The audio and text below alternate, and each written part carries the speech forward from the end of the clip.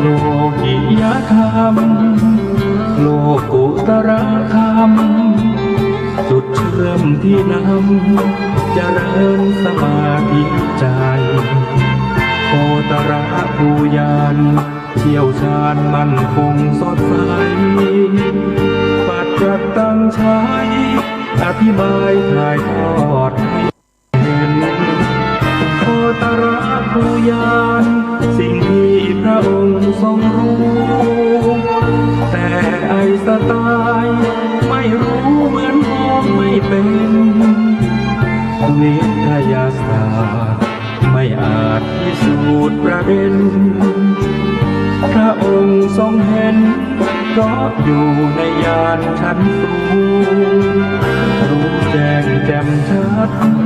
การเปลี่ยนแปลงยิ่งนักกฎพระไตรลักษณ์ชักนำใจปรับปรุงกายนอกกายในแยกกายปัญญาจะรู้มรรคญาณเรื่องรู้เข้าเขตโสดาบัน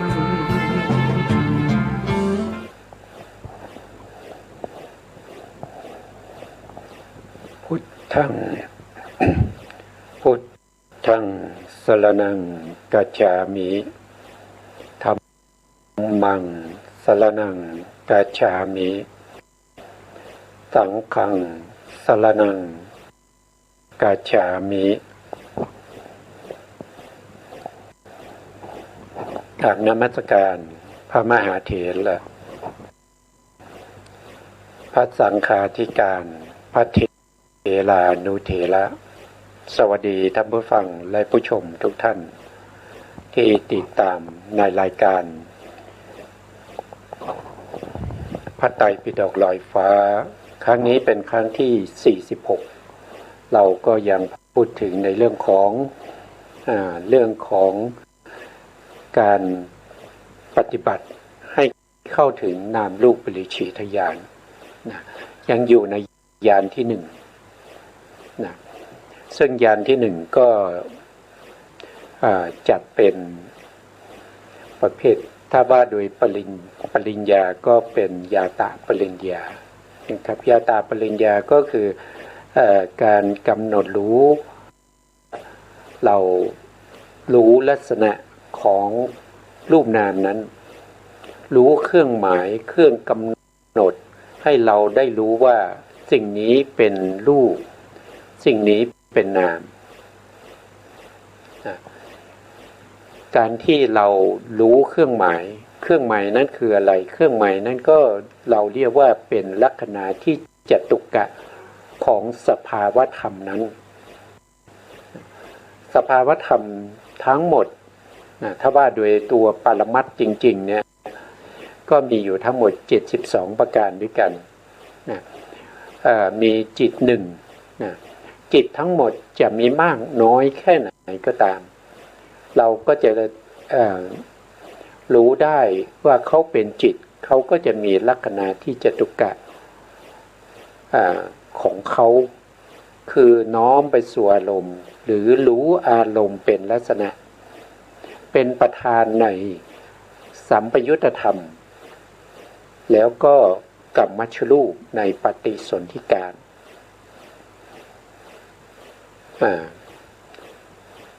หนึ่งคือนะครับน้อมไปสู่อารมณ์เป็นลักษณะสองก็คือเป็นประธานในสัมปยุตธรรมอันนี้เป็นกิจสามก็คือมีอาการปรากฏนั่นก็คือได้แก่การที่อะไรเป็นหนึ่งคือรู้อารมณ์นะครับรู้อารมณ์หรือน้อมไปสู่อารมณ์อันนี้เป็นลักษณะของเขานะครับสองก็คือเป็นประธานในการเป็นประธานในการรู้อารมณ์นะครับสามก็คืออาศัยอะไรเช่นอาศัยหัตถยวัตถุอะไรพวกนี้นะครับเป็น เป็นอาการปรากฏของเขานะครับอันนี้ก็เป็นลักษณะของจิตจิตมีลักษณะทั้งหมดมากน้อยแค่ไหนก็ตามเขาก็จะมีลักษณะเดียวอย่างเดียวเท่านั้นนะแล้วก็เจตสิกมีถึง52นะเจตสิกก็จะมีสภาวะธรรมของเจตสิกไปคนละอย่างเช่นผัสสะเจตสิกก็มีสภาวะ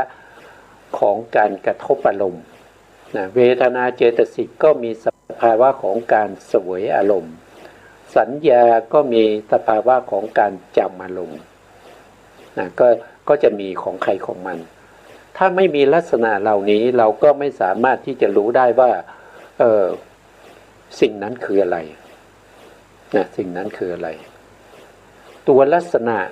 หรือเครื่องหมายนี้แหละที่จะชี้บอกให้เราได้ว่าสิ่งที่เรากำลังเห็นอยู่สิ่งที่เรากำลังได้ยินอยู่สิ่งที่เรากำลังได้กลิ่นอยู่สิ่งที่กำลังรู้รสอยู่สิ่งที่กำลังถูกต้องสัมผัสสิ่งที่กำลังนึกคิดอยู่เหล่านั้นคืออะไรเราก็ดูได้จากลักษณะของเขา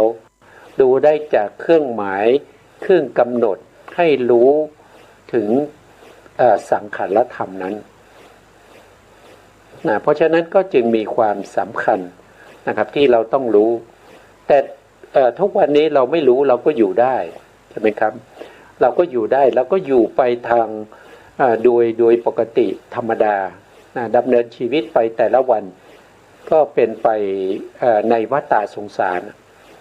เราก็ดำเนินชีวิตไปได้อยู่แล้วก็ไม่มีอะไรติดขัดนะครับแต่ถ้าบุคคลที่อยากจะเข้าถึงสภาวะของรูปนามแล้วก็ให้ได้มาซึ่งวิปัสสนาญาณจนได้มรรคได้ผลได้นิพพานเนี่ยจะต้องแยกพวกนี้ให้ได้จะต้องแยกสิ่งเหล่านี้ให้ได้ว่ารูปเนี่ยเราว่ารูปเนี่ยรูปนี้มีถึง28รูปเราจะรู้ได้ยังไงว่ารูปนี้เป็นธาตุดินนะที่เขาเรียกว่าเป็นปฐวีนะเรามีอะไรกำหนดให้เรารู้ว่าเป็นธาตุดินนั่นก็คือลักษณะของเขาคือเครื่องหมายที่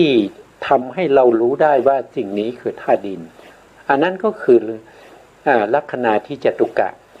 นะครับที่เรากำลังจะพูดถึง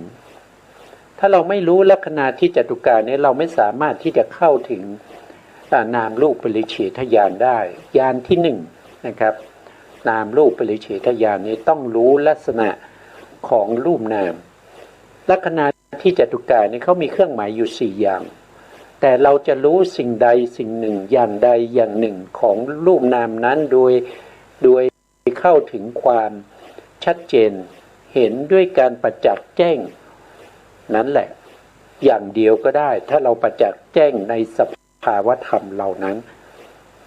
สามารถแยกได้ถ้าเขาบอกรูปนี้มันมีถึง28รูปแต่อาการลักษณะของรูปแต่ละอย่างก็ไม่เหมือนกันธาตุดินก็มีลักษณะของความแข็งความอ่อนอย่างเงี้ย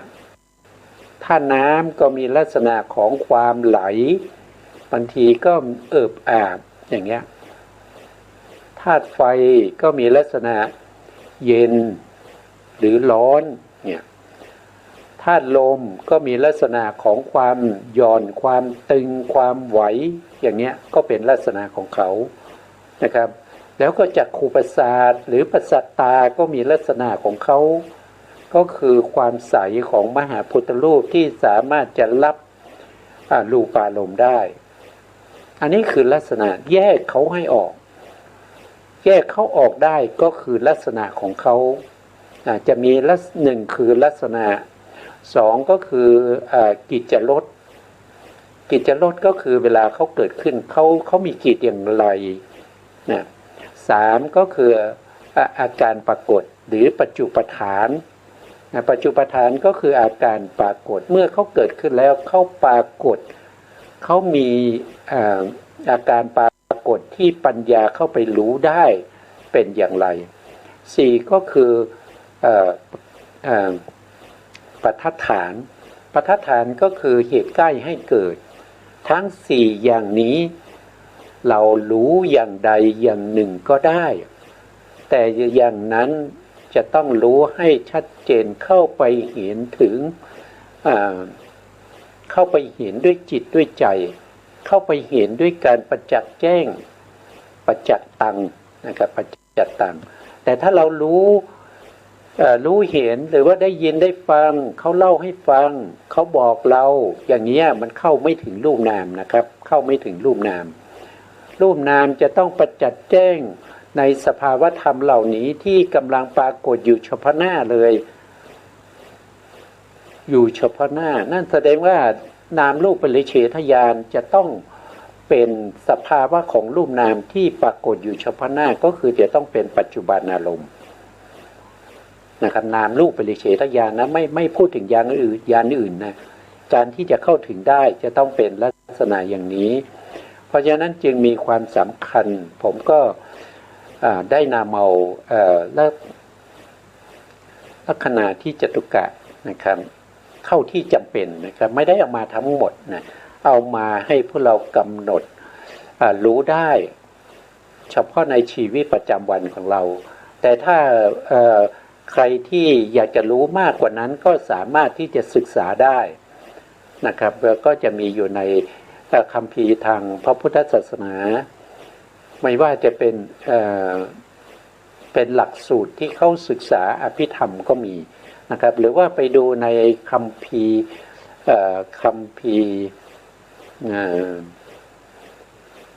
อภิธรรมมาวตารนะครับก็มีอยู่นะครับเราก็สามารถที่จะไปศึกษาเพิ่มเติมได้นอกจากที่ผมนำมาเท่าที่จำเป็นเท่านั้นเองนะครับบางท่านอาจจะมีการประสบอารมณ์ที่มากกว่าที่ผมนำมาเสนอก็ไปศึกษาเพิ่มเติมได้นะครับอันนี้ครั้งที่แล้วเนี่ยได้พูดไปนี่ก็คือสภาวธรรมที่เป็นไปในแต่ละวันนะครับแต่ละวันแต่ละเดือนแต่ละปีหลายปี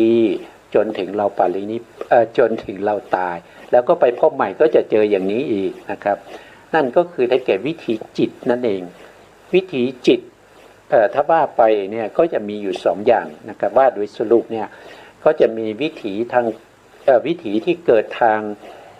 ทวารทั้งห้าก็คือวิถีที่เราเรียกว่าเป็นปัญจทวารวิถีนะครับเกิดทางตาที่ไปเห็นที่มีการเห็นเกิดทางหูมีการได้ยินเกิดทางจมูกมีการ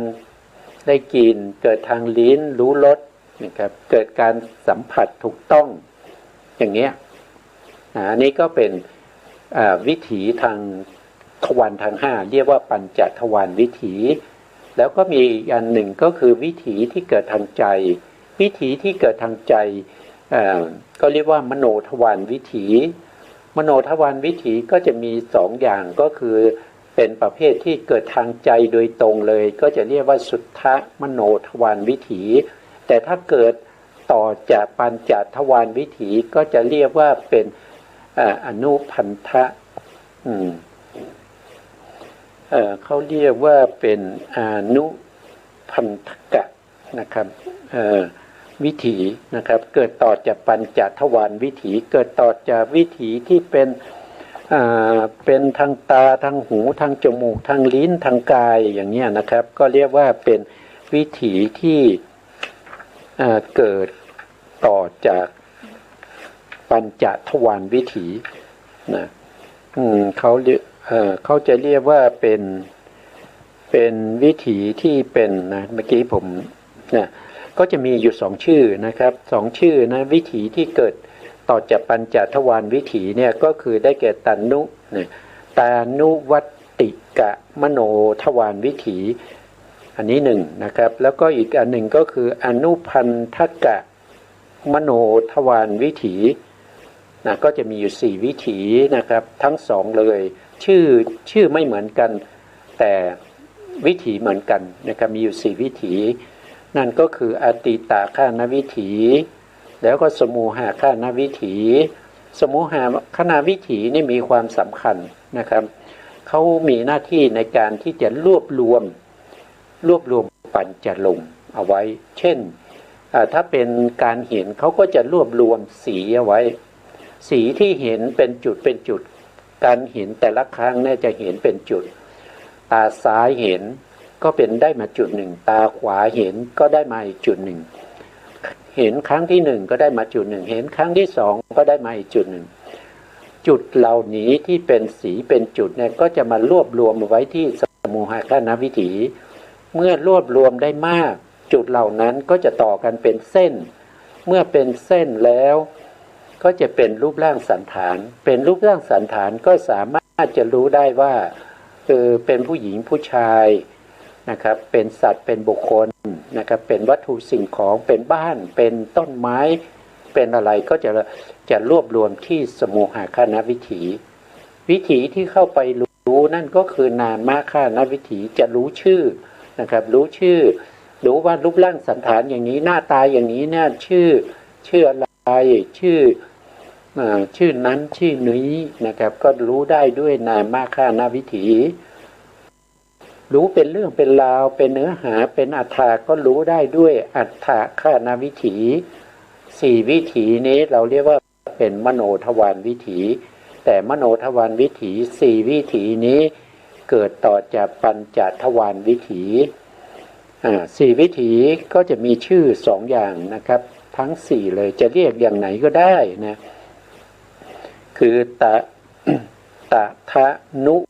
วัตติกะมโนทวารวิถีและอนุพันธกะมโนทวารวิถีจะเรียกยังไงก็ได้นะมีสองชื่อ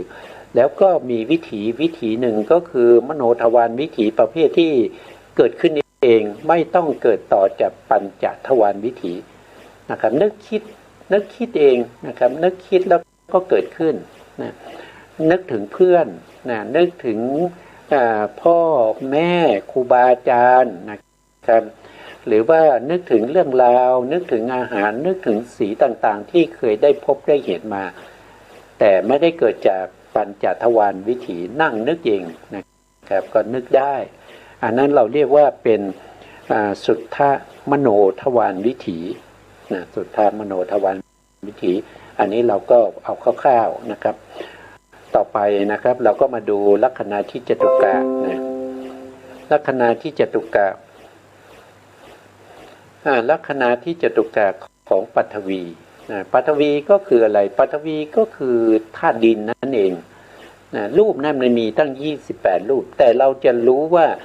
28รูปนี้รูปไหนที่เป็นธาตุดินเราก็รู้ได้ด้วยลัคนาที่จตุกะของเขา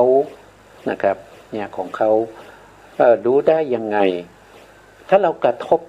เพราะธาตุดินเนี่ยจะรู้ได้ด้วยการกระทบสัมผัสใช่ไหมไม่ใช่เห็นนะธาตุดินเนี่ยเราเห็นไม่ได้นะครับที่เราเห็นกันอยู่ทุกวันที่เราเดินเหยียบไปเหยียบมาเนี่ยที่เราปลูกบ้านปลูกอะไรต่างๆต้นไม้อะไรนะครับอันนั้นเป็นสมมุติแล้วเป็นสมมุติเป็นปฐวีเป็นสัมภาระปฐวีแต่ไม่ใช่ปฐวีที่เป็นปรมัตถ์ปฐวีที่เป็นปรมัตถ์เนี่ยเป็นสภาวธรรมที่ไม่มีการเปลี่ยนแปลงนะครับจะเกิดภพไหนชาติไหนธาตุดินนั้นจะต้องมีลักษณะของธาตุดิน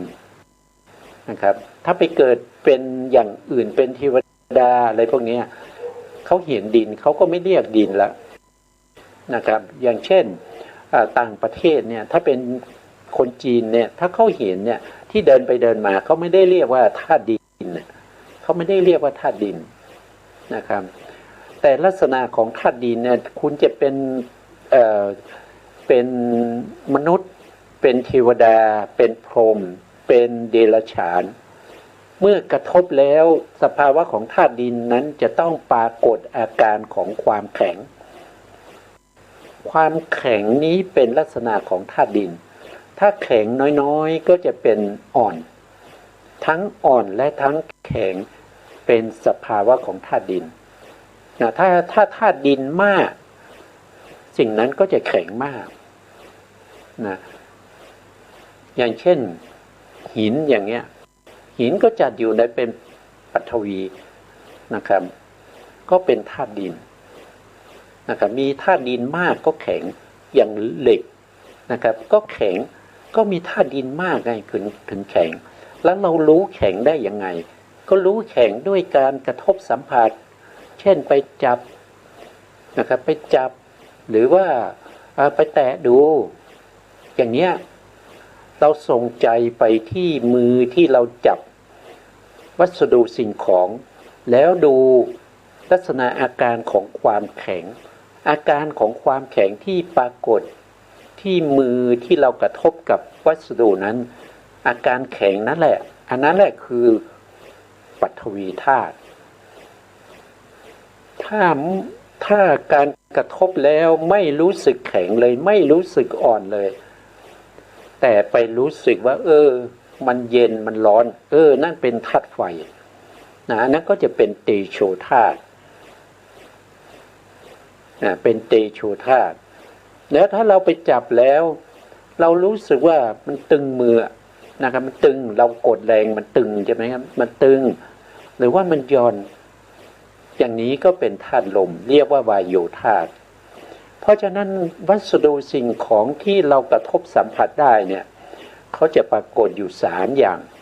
นั่นก็คือได้แก่ความแข็งอ่อนนี้จะเป็นธาตุดิน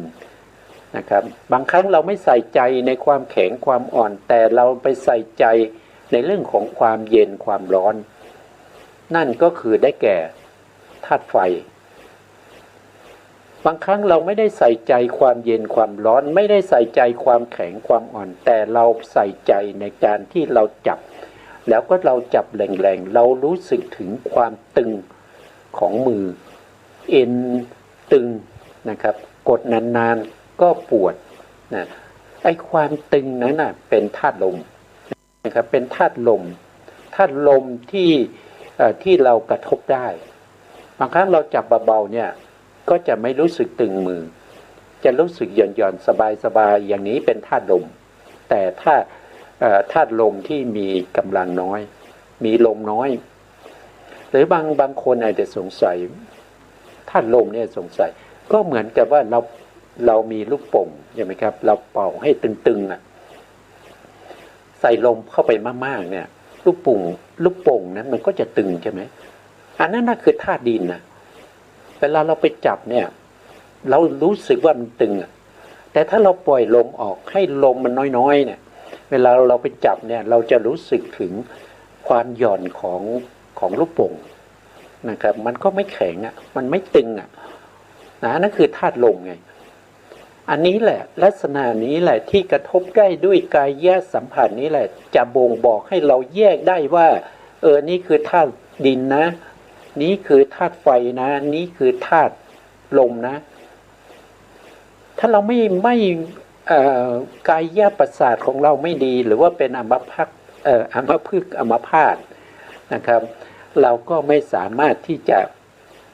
แยกธาตุดินได้ธาตุดินธาตุไฟธาตุลมได้แยกไม่ได้นะครับการแยกไม่ได้อย่างนั้นก็ถือว่าไม่ก่อให้เกิดปัญญาไม่ก่อให้เกิดการรู้สภาวะของความเป็นรูปเนี่ยมันมีหลายรูปเราก็ต้องแยกออกมาถ้างั้นเราจะได้นามรูปปริเฉทญาณไม่ได้นะครับเพราะเราแยกรูปไม่ได้พระพุทธองค์แสดงในสติปัฏฐานเนี่ยพระพุทธองค์ทรงแสดงให้เรากำหนดรู้กายในกายนะครับกายในกายหมายความว่ายังไงกายก็คือกายส่วนใหญ่นะครับกายที่เป็นก้อนเป็นใหญ่เป็นกลุ่มเป็นก้อนนั้นน่ะในกายให้ดูในกายอีกทีนั่นแสดงว่าให้ไปแยกส่วนที่ประกอบเป็นกลุ่มเป็นก้อนนะเป็นกลุ่มเป็นก้อนขึ้นมาเนี่ยให้แยกออกให้ได้ว่าอันนี้คือธาตุดินอันนี้คือธาตุน้ำอันนี้คือธาตุไฟอันนี้คือธาตุลมอันนี้คือประสาทตานะ อันนี้คือประสาทหูนะอันนี้คือประสาทจมูกอันนี้คือประสาทลิ้นอันนี้คือประสาทกายอันนี้คือเป็นจิตนะเป็นธรรมารมณ์นะอย่างเงี้ยให้แยกออกมาถ้าเราแยกสิ่งเหล่านี้ไม่ได้แล้วจะก็ไม่เรียกว่าเป็นนามรูปปริเฉทญาณเพราะนามรูปปริเฉทญาณคือกำหนดรอบรู้สามารถแยกรูปแยกนามได้เนี่ยมันก็อยู่ตรงนี้อยู่นิดเดียวเองนะครับอยู่ตรงนี้ถ้าเราแยกไม่ได้ก็เข้าถึงนามรูปไม่ได้นะครับทีนี้เราอันนี้คือหัวใจของเขานะครับทีนี้เรามาดูปฐวีธาตุคือธาตุดินนะธาตุดินมีลักษณะอยู่เขาเรียกว่าลักษณะที่จตุกะมีที่สภาวธรรมที่จะบ่งบอกให้เราดูได้ว่าเป็นธาตุดินเนี่ยมีอยู่4อย่างมีลักษณะเป็นต้นอาทินี่แปลว่าเป็นต้นนะครับอาทินะลักษณะก็มีลักษณะเป็นต้นใน4อย่างนั้นมีลักษณะเป็นต้นทีนี้เราก็มาดูใน4อย่างคืออะไรนะครับก็หนึ่งก็คือกักขะละลักขณามีความแข็งเป็นลักษณะอันนี้คือข้อที่1อันนี้เราเรียกว่าเป็นลักษณะของเขานะครับลักษณะของเขาคือมีความแข็งถ้ามีธาตุดินน้อยความแข็งนั้นก็จะอ่อนลงก็จะอ่อนนะครับก็จะอ่อนคือแข็งน้อยนั่นเองถ้ามีธาตุดินมากก็จะแข็งมากอันนี้เป็นลักษณะของเขาอันนี้เราต้องรู้อย่างใดอย่างหนึ่งใน4อย่างนี้นะอันนี้คือข้อที่1นะครับข้อที่2ก็คือปฏิฐานะละสามีการทรงไว้มีการทรงอยู่เป็นกิจคือธาตุดินนี้เขาจะมีการทรงอยู่นั่นก็คือเขาจะเป็นแท่งเป็นก้อนนะเขาเป็นแท่งเป็นก้อนทรงอยู่คือกิจของเขาทรงอยู่ทำไมก็คือทรงอยู่ให้ธาตุที่เหลืออีก3ธาตุนั้นอาศัยเช่นธาตุน้ำนะธาตุไฟแล้วก็ธาตุลมก็อาศัยธาตุดินธาตุดินทรงอยู่ธาตุ3ธาตุที่เหลือก็มาเกาะอยู่นะครับจริงๆแล้วธาตุทั้ง4นะครับที่เรียกว่ามหาพุทธรูปมีปฐวีธาตุดินอาโปธาตุน้ำเตโชธาตุไฟวายโยธาตุลมทั้ง4ธาตุนี้เขาอาศัยซึ่งกันและกันเขาจะขาดกันไม่ได้ที่ไหนมีธาตุดินที่นั้นจะต้องมีธาตุน้ำธาตุไฟแล้วก็ธาตุลมประกอบอยู่ด้วยนะที่ไหนมีธาตุน้ำที่นั่นจะต้องมีธาตุดินธาตุไฟแล้วก็ธาตุลมประกอบอยู่ด้วยจะขาดทั้ง4นี้อยู่นะจะต้องมีธาตุดินธาตุน้ำธาตุไฟแล้วก็ธาตุลมนี้ประกอบอยู่เพียงแต่ว่าจะมีธาตุไหนที่มากเท่านั้นเองจะมีธาตุดินมากธาตุน้ำน้อยธาตุไฟน้อยธาตุลมน้อยนะครับหรือว่าจะมีธาตุดินมากธาตุน้ำมากแต่มีธาตุไฟกับธาตุลมน้อยนะอย่างนี้เป็นต้นนะครับแต่จะต้องมี4ธาตุนี้อยู่เสมอนะครับ4ธาตุนี้รู้ได้ด้วยกายประสาทกายประสาทก็คือจะอยู่ทั่วร่างกายของเราจะมีกายประสาทตรงผิวหนังเนี่ยทุกที่เนี่ยจะมีประสาทกายอยู่เมื่อกระทบกับสิ่งเหล่านี้ก็จะรู้สึกถึงได้ถึงลักษณะของเขาก็คือธาตุดินก็มีลักษณะแข็งอย่างเงี้ย แล้วก็เวลาที่ธาตุอื่นผสมปนเปกันเป็นกลุ่มเป็นก้อนเนี่ยก็ธาตุดินก็ทำหน้าที่ในการทรงอยู่ให้ธาตุอื่นเนี่ยเกาะอยู่ได้อันนั้นคือกิจของเขาอันนี้คือกิจเรียกว่าเป็นปฏิฐานะละสานี่เราต้องรู้นะครับเพราะเราจะไปแยกรูปแยกนามทำไมต้องแยกรูปแยกนามเราจะได้วิปัสสนาญาณ ที่หนึ่งนามรูปปริเฉทญาณนะครับสองก็คือสัมปติฉันนะปัจจุปัฏฐานามีการรับไว้เป็นผลมีการรับไว้เป็นผลรับไว้ก็คือปฏิฉันนะรับไว้เป็นผลรับอะไรไว้ก็คือธาตุดินเนี่ยจะเป็นตัวที่รับไว้ซึ่งอุปทัยยรูป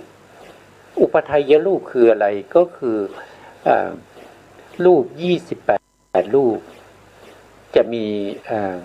เดี๋ยวผมเอามาแล้วนะเราก็มาดูนะครับเราก็มาดูทำไมต้องรับไว้ทำไมต้องรับไว้ก็คือมหาพุทธรูป4เนี่ยเป็นรูปที่เป็นพื้นฐานของรูปทั้งหมดเนี่ยจะต้องมีมหาพุทธรูป4แต่ว่าจะมีธาตุไหนมากหรือน้อยก็ขึ้นอยู่กับสภาวะขึ้นอยู่กับสิ่งเหล่านั้นนะครับนะส่วนรูปที่เหลืออีก24รูปทั้งหมดนะครับทั้งหมดไม่ว่าจะเป็นภาษาทรูปหรือว่าโคจรรูปภาวะรูปหัตถยรูปชีวิตรูปอาหารและรูปปริเฉทรูปวิญญัติรูปวิการรูปลักขณะรูปทั้ง4ทั้งหมดเนี่ย24รูปเนี่ยต้องอาศัยมหาพุทธรูปนะต้องเกาะมหาพุทธรูปถ้าไม่มีมหาพุทธรูปเหมือนรูปเหล่านี้เกิดไม่ได้นะครับเพราะฉะนั้นมหาพุทธรูปตรงนี้เราพูดถึงปัทวีเพราะฉะนั้นเราก็พูดเฉพาะปัทวีนะครับเพราะฉะนั้นธาตุที่เป็นตัวรับไว้เนี่ยคือมหาพุทธรูป4ถึงจะเอาเฉพาะปัทวีรูปมาก็เป็นที่รับไว้ซึ่งอุปัฏฐัยยรูปทั้งหลายเพราะอุปัฏฐัยยรูปทั้ง24รูปอาศัยปัทวีรูปนี่ก็คือเป็นผลนะเป็นผลของปัทวีนะดูได้ที่ไหนก็ดูได้จากรูปที่เป็นอุปัฏฐัยยรูปอาศัยปัทวีรูปอันนี้จะเห็นยากนะแต่ที่เห็นง่ายนั่นก็คือลักษณะนั่นแหละนะลักษณะของปัทวีนะครับไม่ได้ปรากฏชัดเจนด้วยการสัมผัสนะต่อไปในอย่างที่4นะครับอาวเสสะธาตูตยะปัฏฐฐานามีธาตุทั้ง3ที่เหลือเป็นเหตุใกล้ก็คือหมายถึงว่าปัทวีธาตุจะอยู่ได้เนี่ยจะต้องมีธาตุทั้ง3ธาตุทั้ง3ปัทวีจะเกิดขึ้นไม่ได้เพราะนั้นปัทวีจะเกิดขึ้นได้ต้องอาศัยธาตุทั้ง3นะครับเป็นเหตุใกล้ให้เขาเกิดธาตุทั้ง3นั้นก็คือได้แก่ธาตุอาโปคือธาตุน้ำเตโชคือธาตุไฟวายโยคือธาตุลมเพราะ4ธาตุนี้เขาอาศัยซึ่งกันและกันแยกจากกันไม่ได้อาศัยซึ่งกันและกันนะครับอันนี้เป็นลักษณะที่จตุกะของธาตุดินทีนี้จะมีเฉพาะธาตุดินเราก็ไม่สามารถที่จะรู้ได้นะครับธาตุดินก็อยู่ของธาตุดินไปนะครับถ้าไม่มีจิตใช่ไหมครับถ้าไม่มีจิตแล้วถ้าไม่มีกายประสาทธาตุดินก็อยู่ของธาตุดินไปไม่มาเป็นอารมณ์ให้แก่สิ่งมีชีวิตทั้งหลายสิ่งที่มีวิญญาณของอย่างเช่นมนุษย์เรานะครับเดรัจฉานเปรตอสุรกายสัตว์นรกหรือว่าเป็นเทวดาเป็นรูปพรหมหรือรูปพรหมเนี่ยจะต้องมีอะไรคือจะต้องมีวิญญาณมาอาศัยอยู่นะครับเรายกรูปพรหมไปก่อนเพราะรูปไม่มีรูปใช่ไหมครับเพราะฉะนั้นถ้าดินเหล่านี้นะครับเกิดด้วยเหตุด้วยปัจจัยแล้วก็มีวิญญาณมาอาศัยอยู่วิญญาณนั้นก็คือได้แก่จิตแล้วก็เจตสิกที่มาอาศัยอยู่ใน ในรูปที่เป็นเป็นธาตุเป็นมหาพุทธรูปที่เกิดจากกรรมมหาพุทธรูปก็จะเกิดจากกรรมก็ได้เกิดจากจิตก็ได้เกิดจากอุตุก็ได้เกิดจากอาหารก็ได้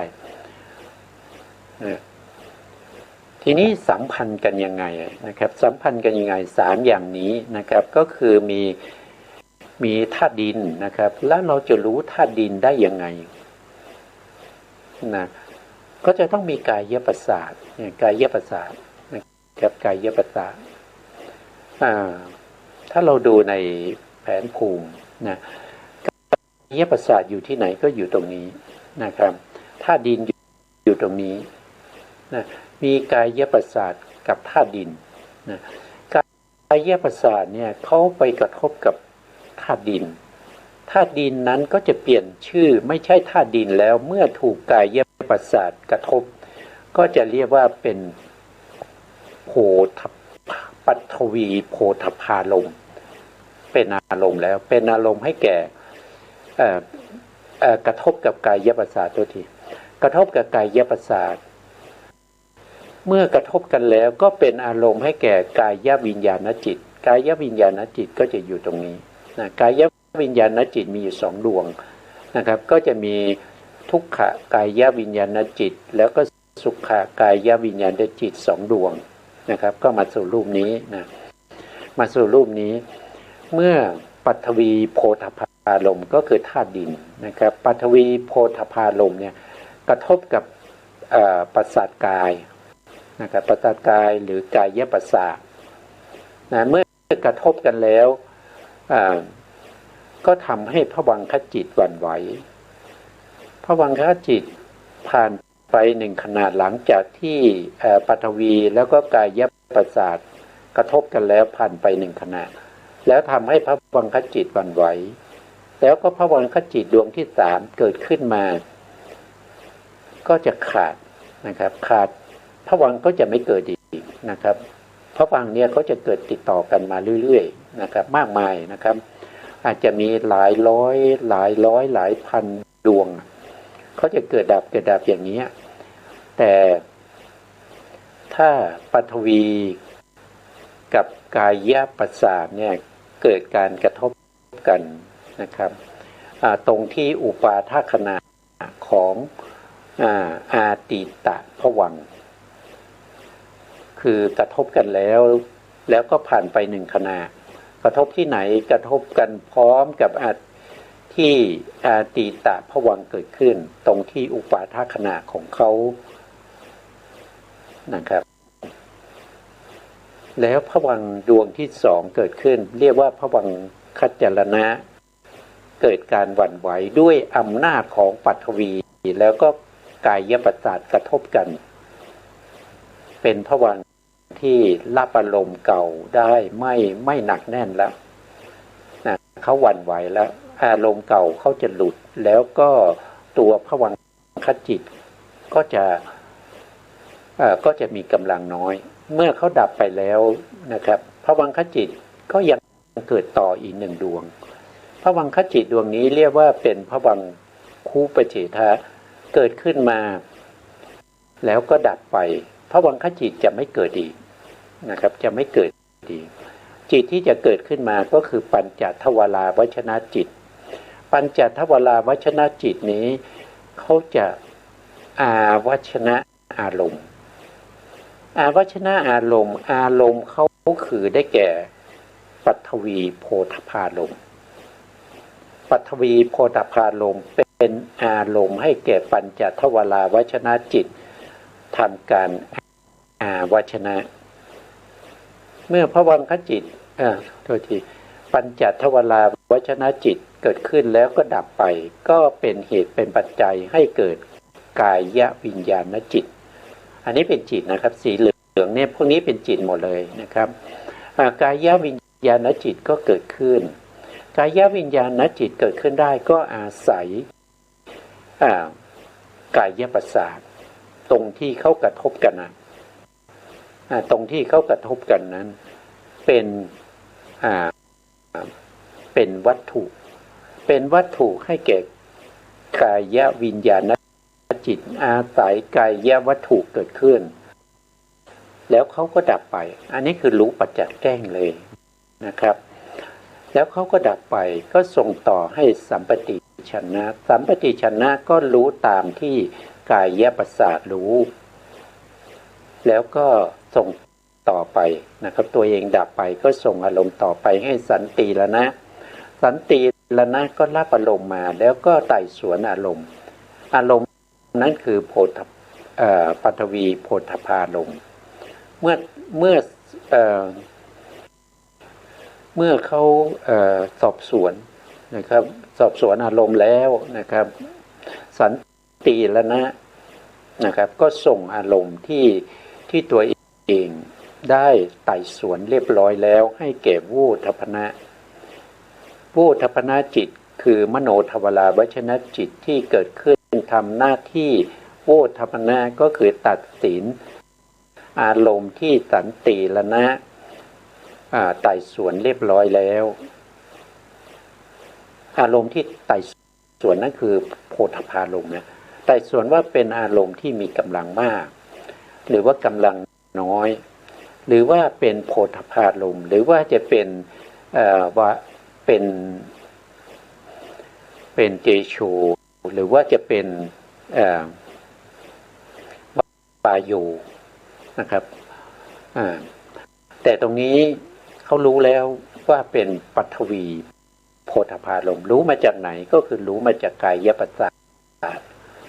กายประสาทเกิดขึ้นก็ต้องเป็นปัทวีโพธพารมณ์แต่ถ้าเป็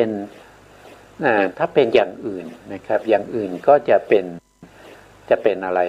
อย่างเช่นเหตุเนี่ยก็เป็นปัทวีเพราะฉะนั้นตรงนี้ก็จะเป็นจักขุประสาทแต่ตรงนี้เขาเป็นกายประสาทกายประสาทรู้ปัทวีโพธพารมณ์ส่งต่อมาโวทัพนะก็ทำการตัดสินว่าอารมณ์นี้มีกำลังมากหรือน้อยแล้วก็อารมณ์นี้เป็นปัทวีโพธพารมณ์ไม่ใช่เตโชโพธพารมณ์ไม่ใช่วายโยโพธพารมณ์แล้วก็ถ้าโวทัพนะเนี่ย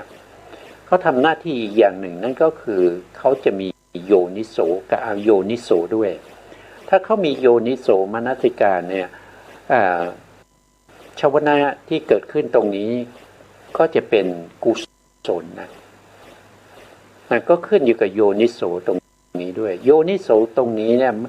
ไม่ใช่แค่จิตดวงเดียวเนี่ยเขาจะทำได้ขึ้นอยู่กับอุปนิสัยเดิมด้วยนะครับที่เราเคยฝึกมานะครับเขาถึงเป็นโยนิโสได้แต่ตรงนี้สำคัญนะเป็นตัวที่ชี้เป็นโยนิโสหรืออโยนิโสถ้าเป็นอโยนิโสชวนะเจ็ดดวงนี้นะครับก็จะเป็นอกุศลนะครับก็จะเป็นบาปนะเมื่อกระทบกับกายประสาทแล้วชวนะก็จะเป็นอกุศลนั่นก็แสดงว่าวิถีนี้เป็นบาปนะวิถีนี้สร้างกรรมที่เป็นอกุศลเป็นโทสะบ้างเป็นโมหะบ้างเป็นความโลภความอยากความต้องการบ้างอันนั้นเป็นอกุศลแต่ถ้ามีโยนิโสก็จะชวนะนี้ก็จะเป็นกุศลนะครับก็เป็นมหากุศลนะครับมีปัญญาหรือไม่จะเป็นญาณสัมปยุตหรือญาณวิปยุตก็ขึ้นอยู่กับชวนะพูดทัพนาตรงนี้เป็นตัวที่จะบอกได้จะทำให้ชวนะเกิดขึ้นถ้ามีกำลังวิถีที่มีกำลังแรงก็จะมีตถาลัมมนะเกิดต่ออีก2ขณะเกิดต่ออีก2ขณะถ้าวิถีนะกำลังอ่อนตถาลัมมนะก็จะไม่เกิดก็ลงผวังค์ไปเลยนะครับเราเห็นอย่างนี้เราก็รู้ว่าการที่เรารู้แข็งเนี่ยไม่ใช่อยู่ๆก็รู้นะครับแต่เขาจะรู้ได้ด้วยเหตุด้วยปัจจัยจะต้องมีกายประสาทที่ดีนะครับจะต้องมีปัทวีโพธพารมณ์เนี่ยกระทบกับกายประสาทถึงแม้ว่ามีธาตุดินอยู่มีปัทวีอยู่แต่ไม่กระทบกับกายประสาทเนี่ยกายวิญญาณจิตก็เกิดไม่ได้ ายวิญญาณจิตจะเกิดได้เขาต้องกระทบกันก่อนกายวิญญาณจิตถึงเกิดได้เพราะฉะนั้นกายวิญญาณจิตจะเกิดขึ้นได้ก็จะต้องอาศัยโพธพารมณ์ที่เป็นปัทวีโพธพารมณ์กับที่อาศัยเกิดก็ของเขาก็คือกายวัตถุต้องมีอยู่นะครับต้องมีอยู่นะต้องยังตั้งอยู่เขาถึงอาศัยเกิดขึ้นได้อันนั้นก็เป็นเหตุเป็นปัจจัยนะครับก็เราก็จะเห็นได้ว่าการที่เราจะรู้แข็งเนี่ยก็เนื่องจากว่าจะต้องมีธาตุดินนะครับกระทบกับกายประสาทแล้วก็มีจิตเกิดขึ้นรู้ธาตุดินนั้นจิตที่เกิดขึ้นรู้ธาตุดินธาตุดินนั้นมีลักษณะของความแข็งเนี่ยมีความแข็งนะอันนี้ก็เป็นการที่เราจะรู้ได้ก็เกิดด้วยเหตุ3อย่างมีอารมณ์นะครับแล้วก็มีสันติรณจิตดวงที่4นะครับดวงที่5ก็คือโวพนาจิตนะครับแล้วก็ชวนาจิตอีก7ดวงนะครับก็เป็น12นะ12แล้วก็มีตัทธาลัมมนะอีก2ก็มีอยู่14ดวงด้วยกันนะครับในขณะที่รู้ตรงนี้เนี่ยเขาเป็นปัจจุบันเพราะว่าปฐวีธาตุที่เป็นอารมณ์เนี่ยที่เกิดขึ้นเนี่ยก็ยังตั้งอยู่นะครับยังตั้งอยู่แล้วก็มาดับพร้อมกับตัทธาลัมมนะดวงที่2ตรงนี้นะครับปฐวีธาตุเนี่ยนะครับที่เป็นโพธพารมณ์กระทบกันเนี่ยตั้งแต่อาติตะอุปาทขณะของภวังคจิตที่เป็นอาติตะภวังค์แล้วก็ตั้งอยู่ถึง17ดวงด้วยกันนะครับอันนี้เป็นอายุของรูปนะครับมีขนาดเท่ากับ17ดวงเพราะฉะนั้นจิตเหล่านี้ที่เกิดขึ้นรู้ปฐวีนี่รู้ปฐวีโพธพารมณ์เนี่ยรับอารมณ์ที่เป็นปัจจุบันนะครับเขาไม่ได้รับอารมณ์ที่เป็นอดีตเขารับที่เป็นปัจจุบันแล้วเขาอาศัยหาทายวัตถุเกิดหาทายวัตถุนี้เป็นที่เกิดของกายวิญญาณจิตนะส่วนปัญจทวาราวชนจิตแล้วก็จิตอื่นๆเนี่ยเขาอาศัยหาทายวัตถุเขาไม่ได้อาศัยกายวัตถุนะก็จะเป็นลักษณะอย่างนี้นะนี่ก็เราต้องรู้ความแข็งนะครับรู้ได้ยังไงเราต้องกระทบแล้วก็ความแข็งนั้นอย่าปรากฏอยู่นะครับตามวิถีเลยตามวิถีนี้นะครับเราต้องรู้ได้อย่างนี้แต่ก็ไม่ยากเรามือจับเราก็ส่งจิตไปดูที่มือที่เราจับเนี่ยเราก็จะรู้ถึงความแข็งไม่เห็นยากนะไม่เห็นยากแต่มันจะยากตอนที่เราจะทำยังไงให้การรู้อย่างนี้เนี่ยมันติดต่อเนื่องกันไปเรื่อยๆนะตรงนั้นจะยากนะครับติดต่อเนื่องกันไปเรื่อยๆจนการรู้อย่างนี้เนี่ยติดต่อกันไปไม่ขาดสายไม่ให้นิวรณ์ทั้งหลายมาแทรกเมื่อเรารู้ติดต่อกันไม่ขาดสายเป็นระยะเวลาที่เท่าไหร่ก็ขึ้นอยู่กับสมาธิเมื่อเราติดต่อเนื่องกันรู้ความแข็งของธาตุดินอย่างนี้กระทบก็รู้กระทบทางมือก็รู้กระทบทางแขนเราก็รู้กระทบทางฝ่าเท้าเราก็รู้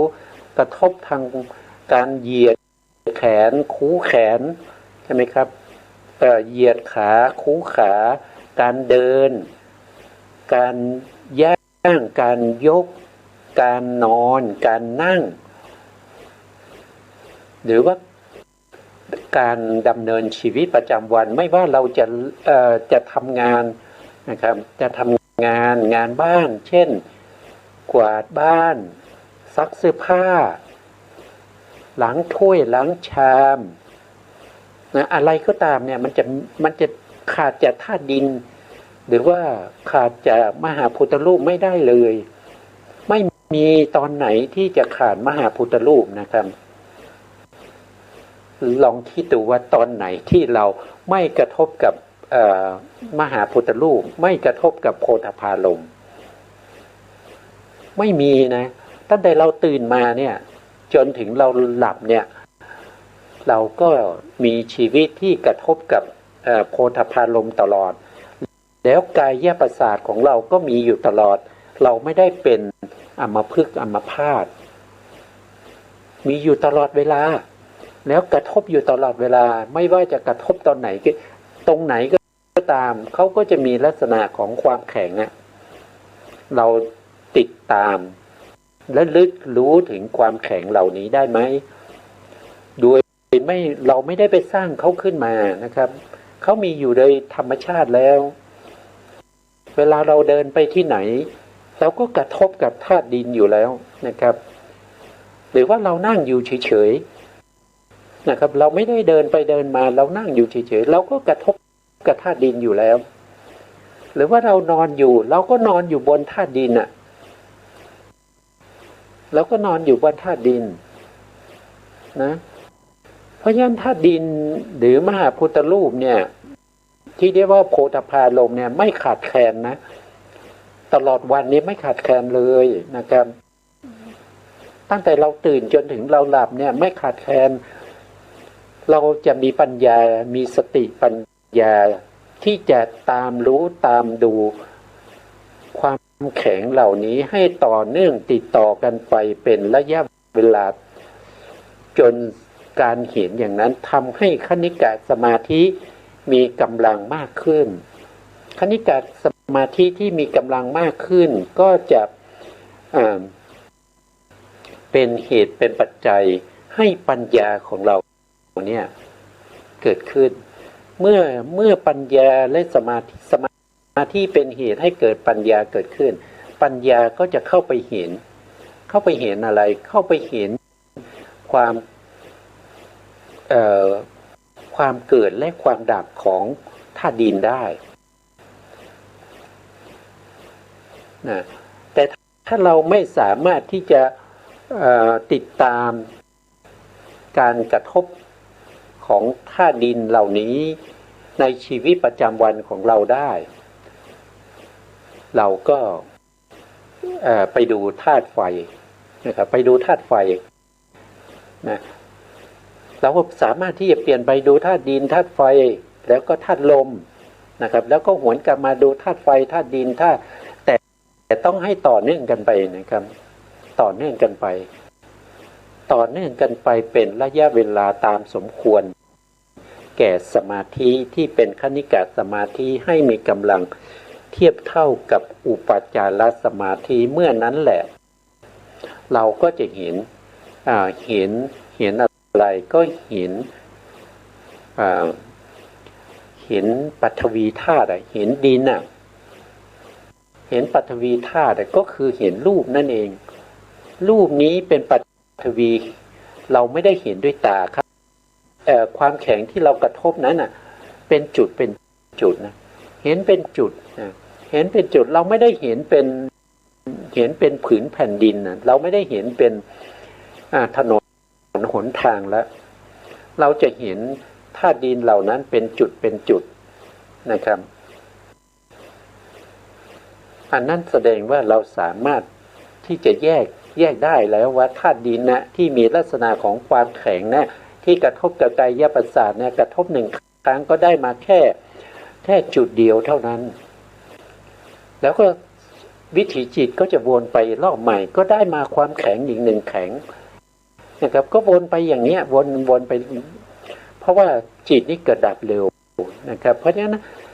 แค่วินาทีเดียวเนี่ยจิตเกิดดับไปตั้ง 400,000 โกฏอ่ะนั่นก็แสดงว่าจิตเกิดดับเป็นวิถีอย่างเนี้ยวนไปวนมาอย่างเนี้ยนะครับวนจาก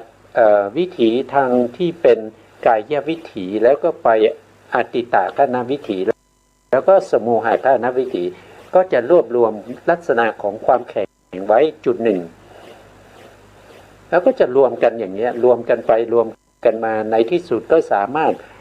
รถรวมได้ก็จะใส่ชื่อไปว่านี่คือก้อนหินนี่ก้อนหินนะนี่ต้นไม้นะเนี่ยอันนี้คือสัมผัสได้สัมผัสความแข็งได้แต่การเห็นวิปัสสนาจะไม่ให้เลยไปที่ นามคานวิถีหรืออัฏฐคานวิถีให้สิ้นสุดอยู่ที่สมูหคานวิถีให้รู้เฉพาะความแข็งที่เป็นจุดที่สมูหคานวิถีรวบรวมไว้เราก็จะเห็นเป็นเราก็จะรู้สึกเป็นจุดรู้สึกความแข็งเป็นจุดในขณะที่เรากระทบแต่จุดเหล่านี้จะเกิดขึ้นรวดเร็วแล้วก็จุดใหม่ก็เกิดขึ้นก็จะเห็นเกิดขึ้นเราไม่ทันใหม่ๆนี่เราไม่ทันได้เห็นว่าเขาตั้งอยู่และดับไปเราจะเห็นเป็นจุดกระทบได้ถึงความแข็งก็จุดหนึ่งกระทบก็จุดหนึ่งกระทบใหม่ก็จุดหนึ่งเนี่ยแข็งเนี่ยเป็นจุดกระทบทางที่ข้อศอกนะครับกระทบฝ่ามือกระทบหลังมือกระทบที่สะโพกกระทบที่ฝ่าเท้ากระทบที่ต้นขากระทบที่ก้นย้อยอย่างเงี้ยก็เป็นจุดไปนะครับเมื่อเราสามารถที่จะเห็นเขาติดต่อเนื่องกันไปอย่างนี้นี่นิวรณ์จะเข้าไม่ได้นิวรณ์จะเข้าไม่ได้เมื่อนิวรณ์สงบเข้าไม่ได้นั่นแสดงว่าสมาธิเรามีกำลังปัญญาเราก็จะเห็นรูปพวกนี้แต่เห็นด้วยการกระทบด้วยกายประสาทนะคือกายประสาทที่ทำให้กายวิญญาณจิตเข้าไปรู้ถึงความแข็งเป็นจุดอย่างนี้แต่ทั้งหมดในชีวิตประจำวันของเราไม่ใช่เฉพาะความแข็งเท่านั้นนะครับก็มีความเย็นความร้อนนะครับแล้วก็จะมีสีมีเสียงมีกลิ่นมีรสมีสัมผัสที่ผสมประสานกันเข้ามาเราก็จะต้องแยกสิ่งเหล่านั้นให้ออกนะหรือว่ามีการนึกคิดนะเป็นธรรมารมณ์ก็เป็นจิตเป็นจิตสิกอย่างนี้นะครับอันนี้ก็เป็นเวลาเราหมดแล้วนะครับเราต้องทำอย่างนี้เนื่องจากว่ามีทางนี้ทางเดียวนะครับที่จะแยกรูปแยกนามได้นะสุดท้ายนี้ขอกราบขอบพระคุณพระครูสมุทรวิสุวัฒน์ วรกิจโจผู้อำนวยการสถานีวิทยุเพื่อการศึกษาพระพุทธศาสนาและวัฒนธรรม FM 104.5 เมกะเฮิรตซ์วัดฝายหินจังหวัดเชียงใหม่และขอกราบขอบพระคุณพระครูปริยัติยานุสารขอบคุณท่านผู้ฟังและผู้ชมทุกท่านที่ติดตามในรายการพระไตรปิฎกลอยฟ้าพบกันใหม่ในโอกาสต่อไปครับวันนี้ลาไปก่อนครับสวัสดีครับ